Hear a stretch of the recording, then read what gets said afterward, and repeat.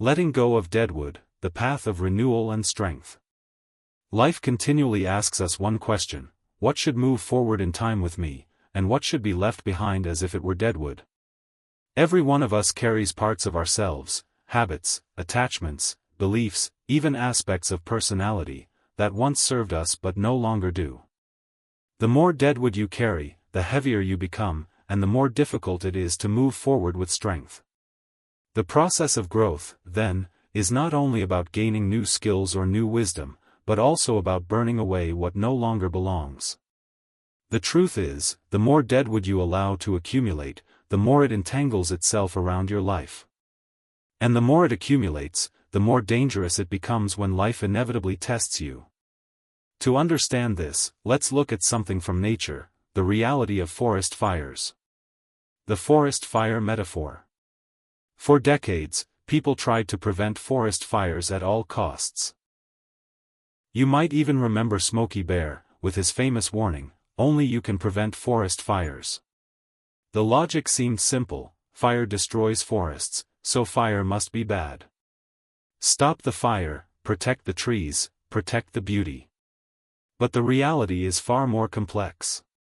When we suppress every small fire, we unknowingly create the conditions for catastrophic ones.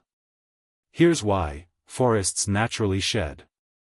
Branches die, leaves fall, wood piles up on the forest floor. Over time, this debris accumulates into a thick bed of fuel. As long as the weather is damp, that fuel lies dormant. But the moment drought comes, the danger multiplies. A single spark can ignite decades of accumulation, and then the fire burns with such intensity that it doesn't just scorch trees, it destroys the very soil, leaving nothing but barren land, a wasteland where a living forest once stood. Yet, if smaller fires are allowed to burn periodically, they clear the deadwood before it piles too high. The fire, instead of being destructive, becomes a force of renewal. In fact, many trees have evolved to depend on fire. Some species will not even release their seeds until fire has passed through, because only then is the ground fertile and the canopy open enough for new growth to thrive.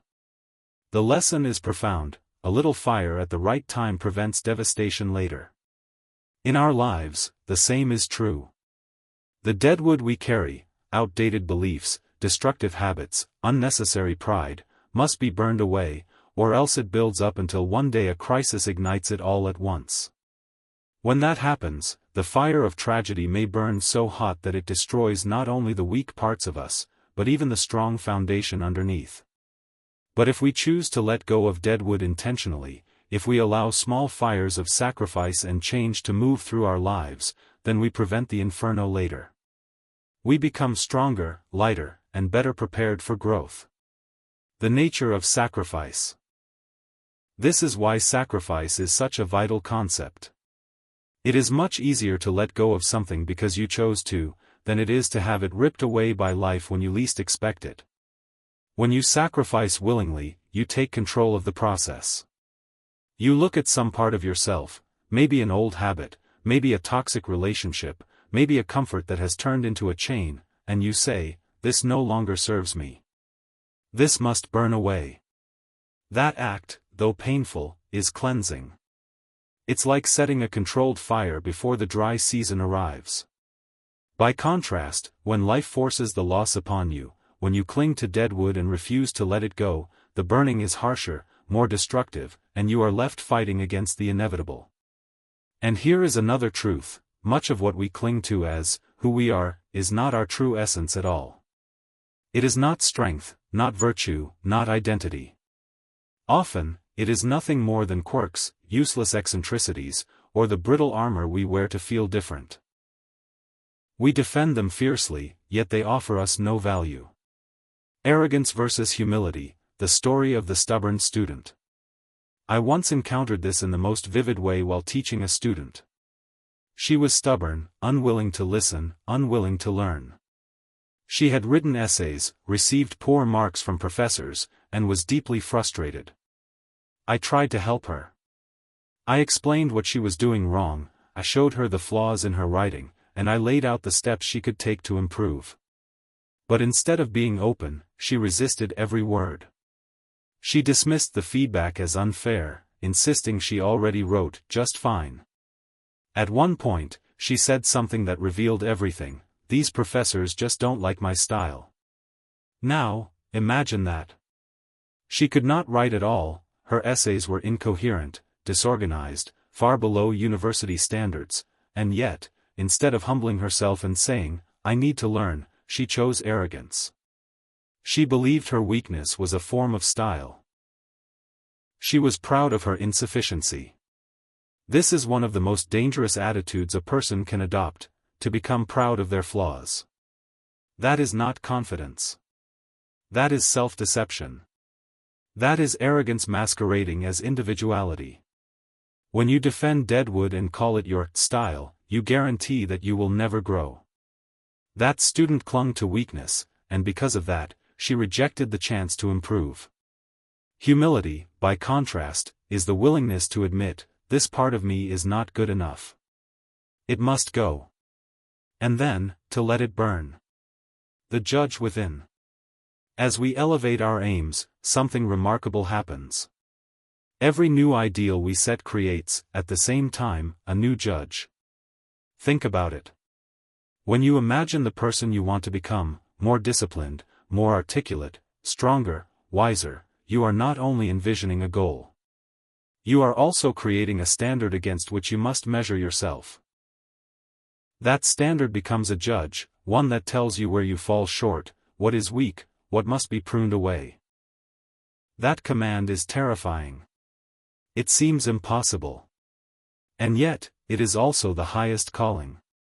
Even the story of Abraham echoes this: be perfect. Aim higher than you think possible. Create an ideal that challenges you to your core. But here's the crucial part: you can set this ideal on your own terms. It need not be an external demand imposed on you. You can ask yourself, if I could shape my life the way it needs to be, if I could become the person I most need to be, what would that look like? That vision becomes your judge. It is intimidating, yes, but also liberating. Because once you see the judge, you know exactly what deadwood to burn. Why people destroy their ideals. Now, here lies the danger. Many people, when faced with the terror of the judge, choose not to rise to meet it. Instead, they destroy the judge. Cain, in the biblical story, could not bear the standard set by Abel's sacrifice. Instead of elevating himself, he killed Abel. It is easier, in the short term, to lower the judge than to raise yourself. But when you lower your judge, when you destroy your ideals, you also destroy your future. You trade greatness for comfort, potential for mediocrity. This is why some people sabotage themselves. Their ambition feels crushing, so instead of adjusting it to a reasonable step, they abandon it altogether. But the wiser path is not to destroy the judge. It is to climb toward it incrementally. You do not leap from weakness to perfection in one step.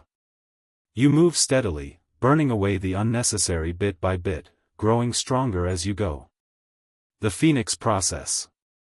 This continual cycle of aiming higher, creating a judge, burning away weakness, and rising again is what I call the Phoenix process. The phoenix, in myth, is the bird that burns itself to ash and is reborn stronger, renewed, radiant. That is exactly the process of true personal growth. You shed the elements of yourself that no longer serve, you endure the fire of sacrifice, and you rise transformed. Every time you go through this cycle, you shape yourself into someone more capable of withstanding life's tragedies.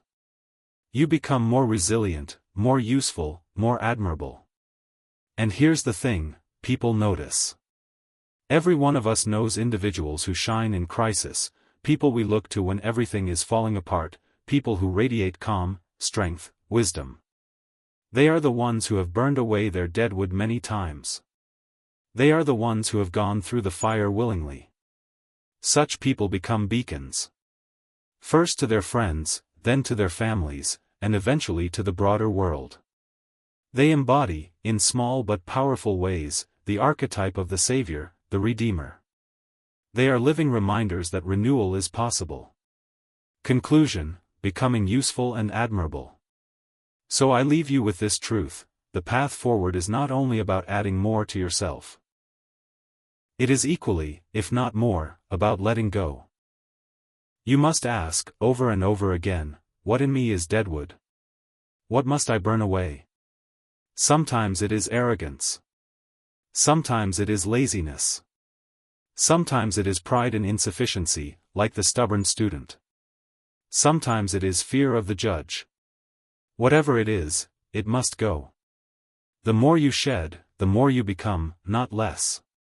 You rise lighter, clearer, stronger, more admirable.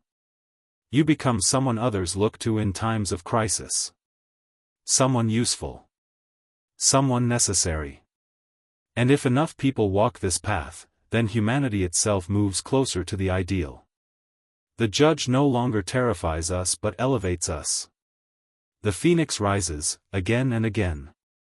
That is the power of sacrifice. That is the necessity of fire. That is the process of becoming.